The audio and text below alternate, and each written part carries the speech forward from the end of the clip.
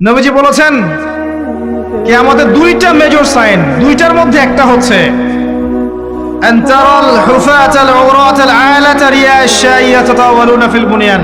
যখন সমাজের দরিদ্র শ্রেণীর মানুষেরা, যাদের পায়ে স্যান্ডেল ছিল না, গায়ে কাপড় ছিল না, এরা উঁচু উঁচু বিল্ডিং নির্মাণের প্রতিযোগিতা করতে থাকবে, ফান্তাজিরিস সাআহ, তখন কিয়ামতের অপেক্ষা করতে থাকবে। আজকে থেকে 100 বছর আগে ছিল এগুলা? 200 বছর আগে ছিল? সুবহানাল্লাহ। আর কোন সাইনের জন্য অপেক্ষা করছেন? তিনি বলেছেন শেষ জামানায় women will dressed but still they will be naked।